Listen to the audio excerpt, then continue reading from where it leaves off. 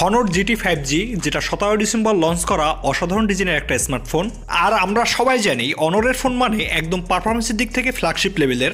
যদিও এই ফোনটা মিড রেঞ্জ বাজেটের মধ্যে লঞ্চ করে, তারপরও এই ফোনটাতে ব্যবহার করা হয়েছে 2024-এর মোস্ট পাওয়ারফুল একটি processor Qualcomm Snapdragon 8 Gen 3 চিপসেটটি।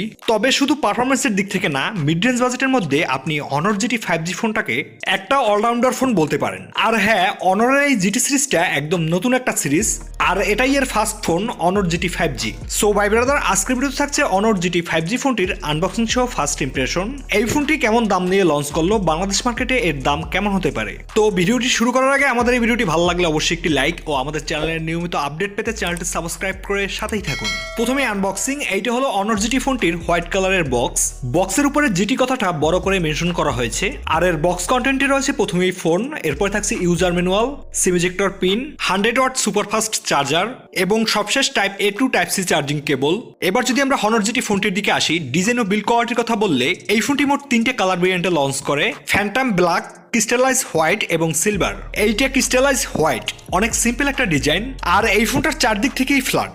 Camera মডিউলটাও সিম্পলের মধ্যে বেশ ইউনিক লাগে, যেখানে জিটি কথাটা মেনশন করা হয়েছে। এর সামনে পিছনে থাকছে গ্লাস প্রোটেকশন আর থিকনেস 7.7 মিলিমিটার ও ওজনের দিক থেকে 196 গ্রাম। এই ফোনটা অনেক পাতলা ও ফ্ল্যাট হওয়ার কারণে সিঙ্গেল হ্যান্ডে বেশ কমফোর্টভাবে ইউজ করা যায়। এছাড়াও থাকছে IP65 এর ওয়াটার অ্যান্ড ডাস্ট রেটিং, যেটা এই ফোনটিকে হালকা ধুলাবালি ও পানির হাত থেকে প্রোটেক্ট করবে।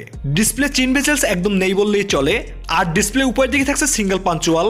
এছাড়াও এই ফোনটিতে ব্যবহার করা হচ্ছে 6.7 ইঞ্চি সাইজের একটা অ্যামোলেড প্যানেল। এর রেজুলেশন 2664 × 1200 পিক্সেল। আর এর পিক ব্রাইটনেস 4000 নিটস পিক, যার কারণে আউটডোর বা ডিরেক্ট সানলাইট কন্ডিশনে ভিজিবিলিটি অনেক বেটার পাওয়া যাবে। তাছাড়া এই ডিসপ্লেটার একটা ইন্টারেস্টিং বিষয় হলো, এই ডিসপ্লেটি ব্লু লাইট ও ক্লিকার ডিরেক্ট রিডিউস করে দেয়, যার কারণে স্ট্যান্ডার্ড ইউজের জন্য একদম কমফোর্ট একটা ডিসপ্লে। এছাড়াও থাকছে 120 হার্টজের রিফ্রেশ রেট, বেশ স্মুথ একটা ডিসপ্লে। আপনারা যারা গেমার আছেন ফিল করতে পারবেন। তবে এটাকে মূলত মাল্টিটাস্কিং গেমিং ও কন্টেন্ট ওয়াচিং এর জন্য একদম পারফেক্ট একটা ডিসপ্লে বলা যায়। পারফরমেন্স প্রসেসর সেকশনে যেমনটা বলেছিলাম, এই ফোনটিতে ব্যবহার করা হয়েছে কলকম স্ন্যাপড্রাগন 8 Gen 3 চিপসেটটি with a dedicated security chip, যেটা 4nm বিল্ড। এর অন্তত স্কোর ছিল প্রায় 20 লাখ, মানে 2 মিলিয়নের বেশি। এটা সত্যি, বিকজ কলকম স্ন্যাপড্রাগন 8 Gen 3 2024-এর মোস্ট পাওয়ারফুল ও ফ্ল্যাগশিপ গ্রেড একটা চিপসেট। তো ফ্ল্যাগশিপ অন্তত স্কোর হবে, এটাই স্বাভাবিক। আর পারফরমেন্স যে ফ্ল্যাগশিপ লেভেলের, এটা তো বুঝতেই পারছেন। এই ফোনটা থেকে যে কোনো ধরনের গেমস ম্যাক্স সেটিংসে প্লে করতে পারবেন, কোনো রকম কোনো সমস্যা হবে না। এর ওআইএস থাকছে magic OS 9, out of the box থাকবে অ্যান্ড্রয়েড 15। সো পারফরমেন্সের দিক থেকে মিড রেঞ্জ বাজেটে এই ডিভাইসটি একদম এক্সট্রিম লেভেলের বললেই চলে। এবার যদি আমরা এই ফোনটির ক্যামেরা সেকশনে আসি, এই ফোনটির ব্যাক সাইডে থাকছে ডুয়েল ক্যামেরা সেটআপ, প্রাইমারি 50 মেগাপিক্সেলের, যেখানে ওআইএস এর সাপোর্ট রয়েছে। এটা f2.0 অ্যাপারচার। এরপরে 12 মেগাপিক্সেলের আলট্রা ওয়াইড।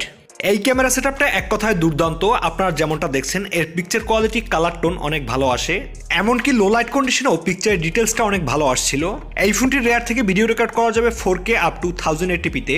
ফ্রন্ট সাইডে সেলফি ক্যামেরা হিসেবে থাকছে 16 মেগাপিক্সেলের একটি শুটার, যার পিকচার কোয়ালিটি বাজেট অনুযায়ী ঠিকঠাকই রয়েছে। ভিডিও রেকর্ড করা যাবে 1080p-তে। আর এটা যেহেতু অনর জিটি ফোনটির একটা ফার্স্ট ইমপ্রেশন, এতটা গভীরে যাচ্ছি না, ডিটেলসে এই ফোনটির একটা ফুল রিভিউতে আমরা কথা বলবো।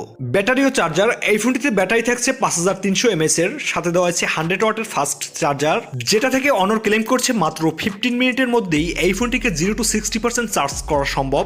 ব্যাটারি পারফরমেন্সের কথা বললে, এই ফোনটি থেকে একজন মিনিমাম ইউজার 1.5 দিনের মতন ব্যাটারি ব্যাকআপ পাবে, আর একজন professional gamer screen on time 7 থেকে 8 ঘন্টার মতন অনায়াসেই গেম প্লে করতে পারবে।